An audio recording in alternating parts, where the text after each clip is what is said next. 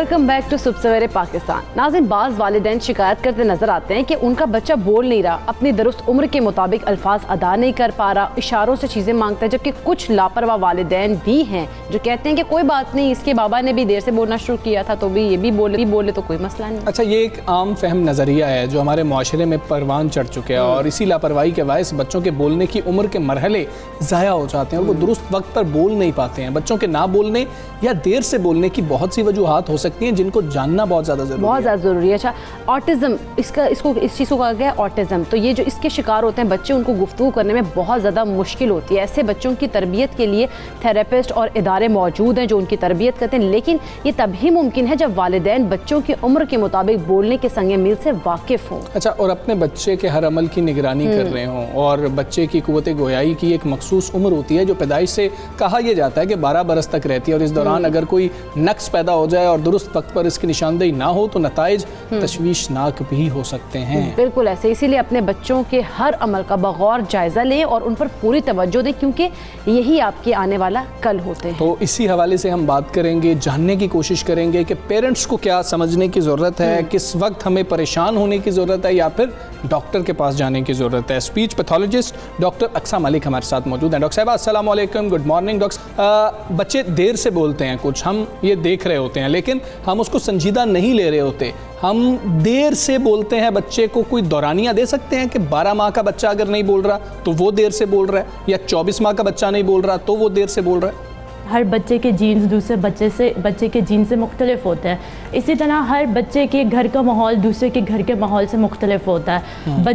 Parents की जो परवरिश हुई होती है वो डिफरेंट हुई होती है, वो अपने बच्चों का ब्रॉट अप डिफरेंट तरीके से करते हैं। बहुत ज़्यादा मैंने ये देखा है कि वालिदैन क्या करते हैं कि अपने बच्चे को दूसरे के बच्चों के साथ कंपेयर कर रहे होते हैं। ख़ानदान में कोई बच्चा है, जैसे कि अगर मेरे पास आते हैं और मुझे आके कहते हैं लोग कि डॉक्टर साहिबा हमारा बच्चा है, वो मेरी जेठानी का बच्चा तो इस उम्र में इतने अल्फाज बोल लेता है, इतना पटर बोल रहा है, लेकिन मेरा बच्चा इसने कुछ बोलना ही नहीं शुरू किया।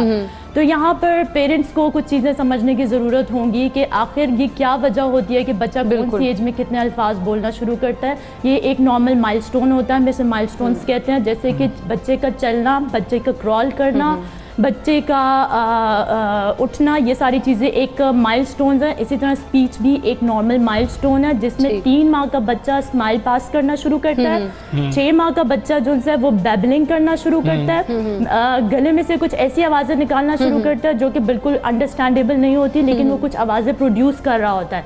बिल्कुल इसी तरीके से जब उसको पुकारा जाता है तो वो बच्चा थोड़ा सा टर्न करके देखता है कि मुझे पुकारा गया है। इसी तरह 9 माह का बच्चा है, जब उसको पुकारा जाता है तो वो पूरा टर्न बाकायदा ले लेता है। और 1 साल का बच्चा कंप्लीट एक वर्ड बोलना शुरू कर देता है, जैसे कि मामा बोल दिया, बाबा बोल दिया। और 1 साल का बच्चा क्लैप करना शुरू कर देता है, 1 साल का बच्चा प्रॉपर बाय बाय बोलना शुरू कर देता है। इसी तरीके से 15 माह का बच्चा जो सा होता है वो 5 वर्ड्स बोलना शुरू करता है। 5 वर्ड्स मतलब 5 वर्ड्स, 5 सेंटेंसेस नहीं। जैसे खाना एक वर्ड है, पीना एक वर्ड है, सोना एक वर्ड है, तो 5 वर्ड्स बोलना शुरू कर देता है। और 18 माह का बच्चा 10 वर्ड्स बोलना शुरू कर देता है। 2 साल का बच्चा जो सा होता है वो क्या और क्यों जैसे अल्फाज का इस्तेमाल कर लेता है। 3 साल का बच्चा जो है वो अपनी एज के बारे में बताना शुरू हो जाता है, अपने नाम के बारे में बताना शुरू हो जाता है, अपने जेंडर के बारे में बताना शुरू हो जाता है। जो 4 साल का बच्चा होता है वो 4 साल का बच्चा जो होता है वो अपनी काउंटिंग स्टार्ट कर देता है। और जो 5 साल का बच्चा होता है वो एड्रेस अगर उसे पूछा जाए घर का पता तो वो उसको बताना शुरू हो जाता है। तो सबसे पहले तो पेरेंट्स को ये चीज़ें समझनी होगी कि डिफरेंट एजेस में डिफरेंट माइलस्टोन्स होते हैं।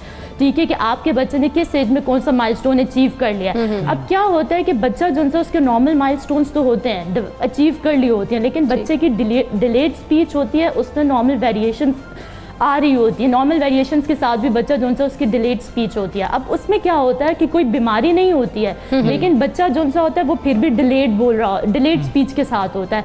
अब जैसे आइंस्टाइन था, आइंस्टाइन 4 साल की उम्र में बोलना शुरू हुआ था, but he was very intelligent. और कुछ ऐसी चीज़ें होती हैं कि बच्चा जो है वो बीमारी कुछ चीज़ें ऐसी होती हैं जहाँ पे बच्चों के अंदर डिफरेंट तरह की बीमारियाँ पाई जाती हैं, जिसकी वजह से बच्चा जो है देर से बोलना शुरू होता है। लाइक कि सबसे पहले अगर हम बीमारियां देखें तो कुव्वते जो समात होती है, हेयरिंग, लॉस ऑफ हेयरिंग की वजह से बच्चे की जो स्पीच डेवलप नहीं होती प्रॉपर्ली। अब क्या होता है कि जब बच्चा सुन नहीं सकता तो फिर बच्चा बोल भी नहीं सकता, और इसके लिए कुछ प्रॉपर टेस्ट होते हैं जो कि करवाना जरूरी होते हैं, जिससे पता चलता है। अच्छा डॉक्टर साहिबा, पहले ये बता दीजिएगा कौन सी ऐसी मतलब स्टेज है जब इंसान की जो पेरेंट्स है, बच्चे के पेरेंट्स है, उनको वहाँ पर अलर्ट हो जाना चाहिए कि ये नहीं बोल रहा है या इसकी स्पीच में डिले है? देखिए कुछ माइलस्टोन्स जैसे कि मैंने अभी जिक्र किया था कि माइलस्टोन्स में डिले आ रहा है, जैसे कि अभी मैंने ये बताया कि अगर 1 साल का बच्चा मामा नहीं बोल रहा, बाबा नहीं बोल रहा, बाय बाय नहीं कर रहा, या फिर 1 साल का बच्चा है वो क्लैप नहीं कर रहा, तो इसका मतलब है कि उसके स्पीच माइलस्टोन्स जिनसे वो डिले हैं वहाँ पर आपको स्पीच थेरेपिस्ट के पास जाने की ज़रूरत है। इसी तरह अगर 2 साल का बच्चा है और 2 साल का बच्चा जो है वो प्रॉपर 10 वर्ड्स नहीं बोल रहा, तो इसका मतलब है उसकी स्पीच डिलेड है। ये जो मैंने चीज़ें बताई हैं ये यही है जिनके अकॉर्डिंगली हम लोग ये डिसाइड करते हैं कि बच्चा डिलेड स्पीच के साथ है कि नहीं है। अच्छा ठीक है डॉक्टर साहब, एक और मसला भी है कि बच्चा सुन रहा है हर बात। जी बिल्कुल, इनिशियल स्टेज। जी बच्चा हर बात को सुन रहा होता है और बच्चा जिस चीज़ को चाह रहा होता है उसको रिस्पॉन्ड करता है। हम कहते हैं कि ये जानबूझकर ध्यान नहीं दे रहा बात पर, या फिर ये बच्चा जानबूझकर जो इसका दिल करता है वो ये कर लेता है, और बच्चा चंद एक अल्फाज बोलता है लेकिन समझ उसको हर चीज़ की आ रही होती है। इसको हम क्या कहेंगे? देखिए देखिए डिफरेंट तरह की बीमारियां, जैसे तो एक मैंने बताई कि हेयरिंग लॉस तो इससे बिल्कुल डिफरेंट है कि बच्चे को सुनाई नहीं दे रहा। दूसरी जो चीज़ होती है ऑटिज्म में क्या होता है कि बच्चा बोल नहीं सक रहा होता, या फिर उसने कुछ स्पेसिफिक वर्ड्स एक्वायर किए हुए होते हैं, लेकिन उसके साथ साथ बच्चे के कुछ और प्रॉब्लम्स भी होते हैं, लाइक बच्चा आई कॉन्टैक्ट मेंटेन नहीं कर रहा होता, बच्चे के स्टीरियोटिपिकल बिहेवियर्स होते हैं, बच्चा हैंड फ्लैपिंग कर रहा होता है, बच्चा प्रॉपरली चीज़ों को बार बार लाइन अप कर रहा होता है, कमांड्स को फॉलो नहीं कर रहा होता, तो उसमें वो ऑटिज्म आ जाता है कि बच्चा ऑटिस्टिक है। तो फिर उसकी ये एक डिफरेंट सब्जेक्ट है जिस पे बच्चे की प्रॉपर मैनेजमेंट की ज़रूरत होती है। इसके अलावा कुछ न्यूरोलॉजिकल इम्पेयरमेंट्स होती हैं जिसकी वजह से बच्चा नहीं बोल सकता। अब न्यूरोलॉजिकल इम्पेयरमेंट्स क्या होती हैं, लाइक कि बच्चे का दिमाग की प्रॉपर बनावट ना होना, ठीक है, या फिर बच्चे के दिमाग का साइज़ छोटा होना, या फिर पैदाइश के टाइम पे बच्चे को प्रॉपर ऑक्सीजन का ना मिलना, या फिर अगर बच्चा पैदाइश के बाद अगर बच्चा जो है उसकी जरकान की स्टेज में ज़्यादातर रहे तो वो भी बच्चे की दिमाग को डैमेज कर देता है। इसी तरीके से अगर आपके बच्चे को मिर्गी हो गया तो मिर्गी की वजह से आपका बच्चा जो है वो वर्ड्स नहीं बोल सकता, उसकी लैंग्वेज बिल्कुल ऐसी। अच्छा डॉक्टर साहब, कुछ बच्चे ऐसे होते हैं जो सही तरीके से बोल नहीं पाते हैं और उस वजह से उनके एतमाद जो है उसमें कमी हो जाती है। इस मसले को कैसे हल किया जा सकता है, कैसे उस कमी को पूरा किया जा सकता है? बिल्कुल, कुछ ऐसे बच्चे होते हैं जिनके साथ कोई न्यूरोलॉजिकल डेवलपमेंट नहीं, न्यूरोलॉजिकल इम्पेयरमेंट नहीं होती है, लेकिन वो बच्चे जिनसे उनमें कॉन्फिडेंस नहीं होता, वो सिलेक्टिव म्यूटिज्म का केस होता है जिसमें बच्चे जो उनसे चुप रहते हैं, आइसोलेट रहते हैं, लोगों से बात नहीं करते हैं, वो खामोश रहते हैं। वैसे बच्चों को साइकोलॉजिकल काउंसलिंग की ज़रूरत होती है, उनके अंदर कॉन्फिडेंस बहाल करने की ज़रूरत होती है ताकि वो बच्चे जो उनसे अपने लोगों में बैठ के बातचीत कर सके। जब उनको उनके शेल्टर जोन से, उनके कंफर्ट जोन से पुल आउट करने, तो वो बच्चा जो उनसे अच्छे तरीके से उस सोसाइटी में अपनी एक्टिविटीज़ में पार्टिसिपेट कर सके। ठीक है डॉक्टर साहब, एक और चीज़ बता दीजिएगा। हम ये समझते हैं कि अगर माँ ज़्यादा बात कर रही हो बच्चे से तो शायद बच्चा जल्दी बोलना शुरू हो जाता है। फिर एक और मामला ये होता है कि बच्चा अगर ऐसे कार्टून्स देख रहा है कि जिसके अंदर काउंटिंग है या फिर कोई स्टोरी सुनाई जा रही है तो बच्चा शायद उससे जल्दी बोलना शुरू हो जाता है। अगर हम ऐसे देख रहे हैं, बच्चा एक कार, मतलब बॉयज़ की हम बात करें, कार्स वाले कार्टून देख रहे हैं, उसमें कोई इस तरह से बातचीत नहीं हो रही होती, तो शायद बच्चा इतने अल्फाज सुन ही नहीं सकता कि वो बोल सके। तो क्या ज़्यादा सुनना भी बहुत ज़्यादा ज़रूरी है बोलने के लिए? एग्जैक्टली जितना बोलने के लिए सुनना भी ज़रूरी है, देखना भी ज़रूरी है। जब आप बच्चे को कोई रेगुलर एक्टिविटीज़ करवा रहे होते हैं, लाइक आप बच्चे के हाथ धुलवा रहे हैं, बच्चे को कपड़े चेंज करवा रहे हैं, बच्चे को खाना खिला रहे हैं, तो आप बच्चे के साथ कमेंट्री करें, बताएं कि I am feeding you, I am changing your clothes, I am washing your hands, ताकि बच्चा जो उस चीज़ को परसीव करे, जो वो आंखों से देख रहा है वो उसको अंडरस्टैंड भी करे, कानों से सुने भी। जितना ज़्यादा वो सुनेगा उतनी ज़्यादा उसकी वोकैबुलरी इंक्रीज होगी, उसकी रिसेप्टिव अच्छी होगी, तो तभी वो एक्सप्रेसिव लैंग्वेज की तरफ जा सकेगा। ठीक है। ठीक है डॉक्टर साहबा, बहुत शुक्रिया आपका। सुबह सवेरे पाकिस्तान से आप बात करी और बता रही थी, और ये बड़ा ज़्यादा मसला है। कई पेरेंट्स हैं वो बहुत ज़्यादा परेशान हो जाते हैं कि हमारा बच्चा बहुत कम बोलता है, और कुछ पेरेंट्स होते हैं वो कहते हैं नहीं कोई बात नहीं है, सब कुछ ठीक हो वैसे जाएगा। जो पेरेंट्स जो खास तौर पर जैसे डॉक्टर साहब ने भी कहा है कि मदर्स जो है कुछ टॉकेटिव होती हैं, बच्चों से बातचीत करती हैं, मेरा तो ख्याल है कि जितना वो सुनते हैं ना, जितना डॉक्टर साहब ने भी कहा वो उसी तरह उतनी स्पीड से बोलते भी हैं।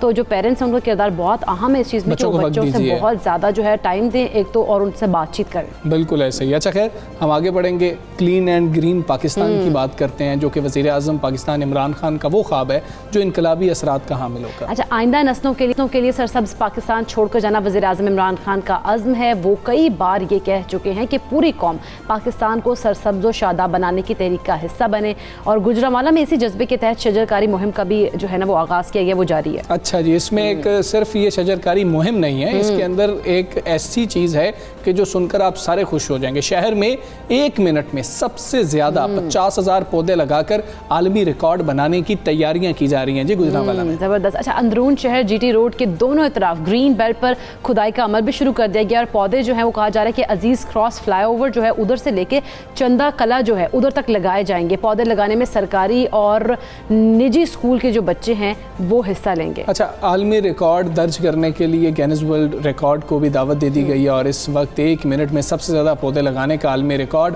भारत के पास मौजूद है। तो ये जो तैयारी की जा रही है, तैयारी कैसी की जा रही है, कब जो है ये रिकॉर्ड बनाया जाएगा और इसके पीछे सोच क्या मौजूद है। रफ़ीक मुगल हमारे साथ मौजूद है, उनके हमरा district coordinator clean and green Pakistan भी मौजूद हैं। जी बताइएगा रफ़ीक, कैसी तैयारियां चल रही हैं? आज ही बिल्कुल तैयारियां जो हैं वो तो अरूज पर पहुंच चुकी है। मिली जोशो जज्बा जो है वो हमें नजर आ रहा है, क्योंकि इससे पहले 1 मिनट में 37,000 पौधे जो हैं वो भारत ने लगाए थे। हमारे नन्हे तलबा जो हैं वो बिल्कुल तैयार हैं अब आलमी रिकॉर्ड कायम करने के लिए 14 अगस्त पर पूरी कौम को एक तोहफा दिया जाएगा। 50,000 पौधे जो हैं वो 1 मिनट में लगाए जाएंगे। ये तकरीबन 14 किलोमीटर लंबा फासला है अंदरून GT रोड पर, ग्रीन बेल्ट पर ये पौधे लगाए जाएंगे, जिसकी तैयारियां जो है भरपूर की जा रही हैं, खुदाई की जा रही है। अभी भी कुछ देर पहले स्कूल के जितने भी बच्चे थे उन्होंने यहाँ पर रेसल की है पौधे लगाने की। तो ये जोश और जज्बा हम देख रहे हैं हमारे बच्चों में, जो हमारा रोशन मुस्तकबिल है। वो बच्चे जो हैं वो बड़े पुरजोश नजर आ रहे हैं कि हम ये रिकॉर्ड अपने नाम करेंगे। हमारे साथ जो कोऑर्डिनेटर जो हैं ग्रीन एंड क्लीन पाकिस्तान के वो भी मौजूद हैं, उनसे हम जानते हैं कि तैयारियां कैसी हैं, जो हदफ आपने रखा है, क्या आप ये आलमी रिकॉर्ड बना सकेंगे? बिस्मिल्लाहिर्रहमानिर्रहीम, अस्सलाम वालेकुम जी। हमारी तैयारियां बिल्कुल कंप्लीट हैं, और ये हम मॉक एक्सरसाइज कर रहे थे अभी, और एक और इसके बाद मॉक एक्सरसाइज करेंगे, और 11 अगस्त या 10 अगस्त को हमारा फाइनल प्रोग्राम होगा, जिस पे हम कोशिश कर रहे हैं कि PM साहब भी गुजरांवाला तशरीफ़ लाएं, और हम इंशाल्लाह वर्ल्ड रिकॉर्ड बना के दिखाएंगे। आज ये आपने बात सुनी, हम आप नन्हे बच्चों से भी बात करते हैं जो बड़े पुरजोश नजर आए। बेटा आप ये बताएं, आपने बहुत बड़ा चैलेंज कबूल किया है, तैयारी कैसी है? आप 50,000 पौधे लगाएंगे? हमारी तैयारी बिल्कुल कंप्लीट है, और हम बेचैन है ये वर्ल्ड रिकॉर्ड तोड़ने के लिए। इंडिया को धूल चटा देंगे। पाकिस्तान जिंदाबाद। पाकिस्तान जिंदाबाद। जी आपने बच्चों की बात सुनी कि वो बहुत ही बेचैन है, बेताब है कि 10 अगस्त या 11 अगस्त जो है ये जिला इंतजामिया मुकर्रर करेगी डेट, उस डेट को ये बच्चे जो हैं ये 50,000 1 मिनट में पौधे लगा के आलमी रिकॉर्ड कायम करेंगे और पाकिस्तान का नाम रोशन करेंगे। और ये भी कोशिश की जा रही है कि वजीर आजम पाकिस्तान इमरान खान जो है उनको दावत दी गई है, वो भी तशरीफ लाएं, क्योंकि शजरकारी में इमरान खान जो है वो भी पेश हैं, और पूरी दुनिया में माहौलियाती आलूदगी जो है उस पर भी वो बात करते हैं। बिल्कुल ठीक है रफ़ीक, आपका बहुत शुक्रिया, आप हमें आगाह कर रहे थे। ये जो वर्ल्ड रिकॉर्ड की तैयारियां इस वक्त जारी हैं। अच्छा, बच्चों के अंदर सबसे अच्छी बात ये होती है कि वो चैलेंज कोई भी हो उसको फौरी तौर पर कबूल कर लेते हैं, और कंपटीशन ही तो उन्हें पसंद होता है। अच्छा, कंपटीशन पसंद होता है। दूसरी बात ये कि मुझे एक बहुत ही अच्छी बात लगी, वो जो उन्होंने एक तालिबा से बात की तो उसने कहा कि भारत को हम धूल चटाएंगे। तो ये जो ये भारत के साथ कंपटीशन होता है ना, हमेशा उसमें बच्चे जब कुछ ज़्यादा बच्चे क्या बड़े हम सब भी बहुत ज़्यादा होते हैं। अच्छा, इसका फ़ायदे क्या होंगे? चलें, ये बड़ी अच्छी बात है कि एक मुकाबले की फ़ज़ा बन गई है, उसकी वजह से ही हमारी फ़ज़ा जो है वो बड़ी बेहतर हो जाएगी, बड़ी अच्छी हो जाएगी। और बच्चों ने यह कहा कि जी बुजुर्ग तो पता नहीं उतना काम कर रहे हैं या नहीं कर रहे हैं हमारे फ्यूचर को बेहतर बनाने के लिए, तो हम ही ये क्यों ना पौधे लगाना शुरू कर दें। तो आप भी इस मुहिम का हिस्सा बन सकते हैं। अगर आप गुजरांवाला में मौजूद हैं, अगर गुजरांवाला में नहीं भी मौजूद, आसपास मौजूद हैं, तो आप जाकर भी इस मुहिम का हिस्सा बने। और वहाँ पर आप देख रहे हैं बच्चे कितने ज़्यादा पुरजोश हैं और बच्चे चाह रहे हैं कि पाकिस्तान जो है वो बहुत ही बेहतर हो जाए। हम देख रहे होते हैं स्मोक का मसला पाकिस्तान के अंदर बहुत ज़्यादा बढ़ता चला जा रहा है, फ़ज़ाई आलूदगी के मामला हैं। हम लोगों ने यही मतलब प्रैक्टिस छोड़ दी थी दरख्त लगाने की, बल्कि जो दरख्त लगे होते वो काट रहे थे। तो अब जो ये मुहिम है, यकीनन पाकिस्तान का जो इन्वायरमेंट एक चीज़ अब मतलब ख़राब होता है उसको ठीक करने के लिए हेल्पफुल होगी। और दूसरा ये कि जब हम देखते हैं जहाँ एक जगह रिकॉर्ड बनाने की तैयारियाँ की जा रही है, तो वहाँ दूसरी जगह टोक्यो ओलंपिक्स में पाकिस्तान की तमगा हासिल करने की भी उम्मीद एक जाग उठी है। उसके लिए भी हम सारे दुआ कर रहे हैं, लोग भी दुआ कर रहे हैं कि जी अरशद जो है ना वो अब तमगा आज उनका फाइनल मुकाबला है जी अरशद नदीम का, और आज मैदान में वो उतर रहे हैं। उनकी कामयाबी के लिए पूरी कौम इस वक्त दुआएं कर रही है। और हमने कोशिश की कि ये तो देखें कि अरशद ने कैसे हालात में तैयारी की, अरशद मतलब उनको कैसी सहूलियात मौजूद थी। आज हमने उम्मीदें तो बहुत बांध ली हैं और हम हमारे हीरो हैं, लेकिन हमने ये भी देखना है कि क्या ऐसी सहूलियात उनके पास मौजूद थी कि वो फाइनल तक भी क्वालिफाई कर पाते। अब क्वालिफाई कर चुके हुए हैं, हमारी तो उम्मीद है कि गोल्ड लेके वो पाकिस्तान आ रहे होंगे।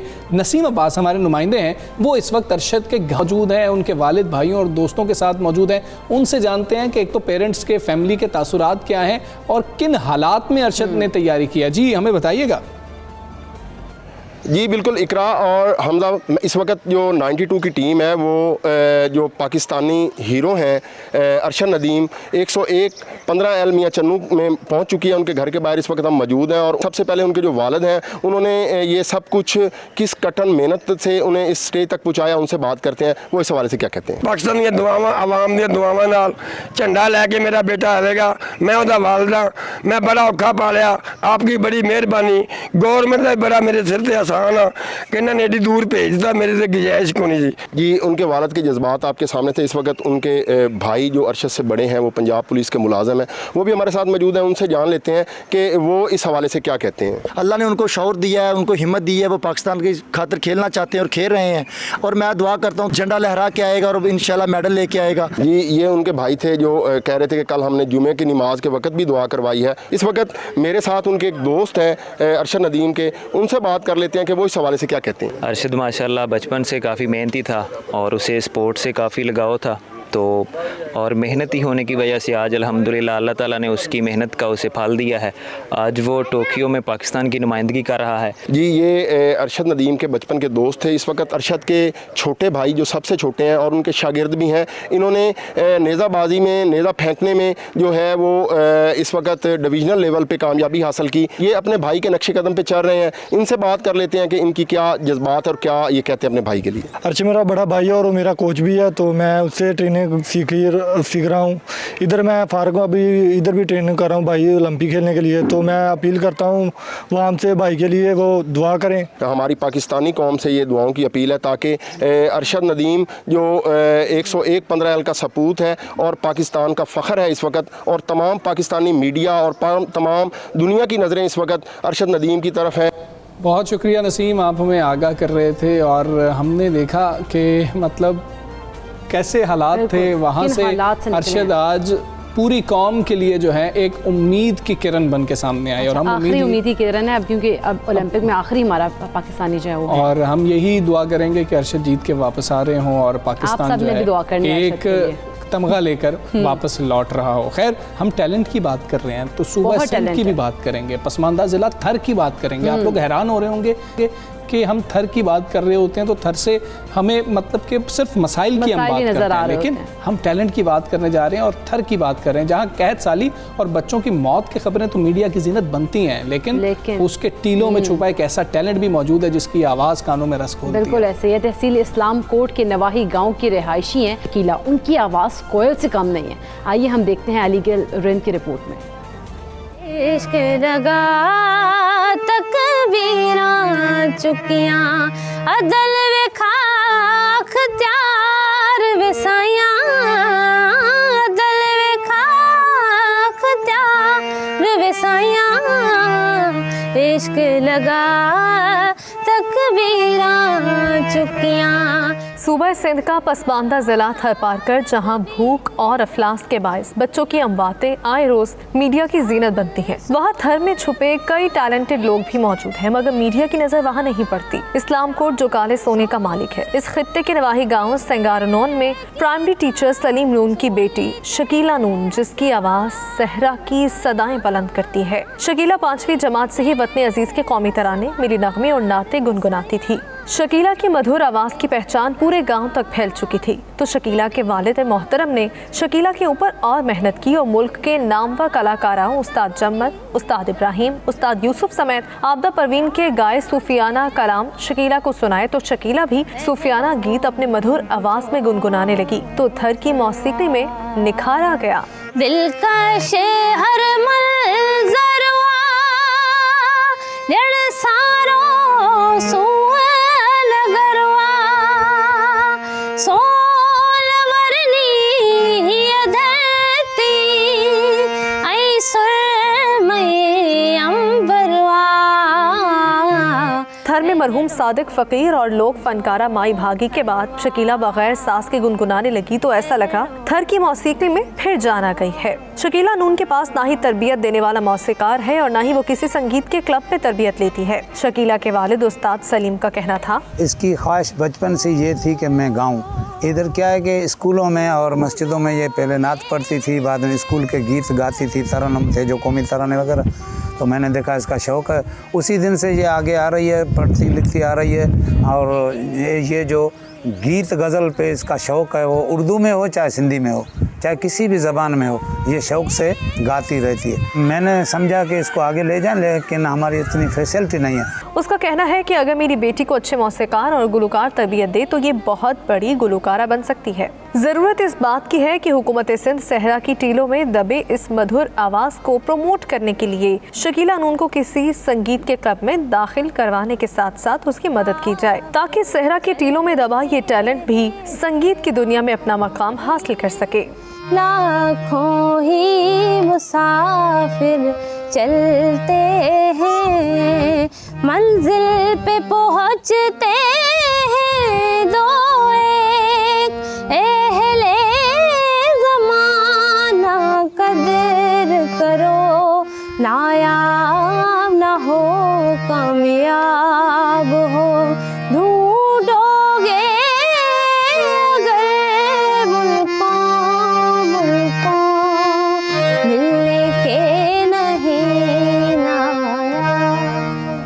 मिलने के नहीं नायाब हैं हम। कितनी खूबसूरत आवाज़ है शकीला की, वाकई किसी कोयल की आवाज़ से कम नहीं है। इस तरह का खूबसूरत और अच्छा टैलेंट पाकिस्तान में मौजूद है। हमें यहाँ पे लेने एक ब्रेक, कहीं मत जाइएगा, देखते रहिए सुबह सवेरे पाकिस्तान।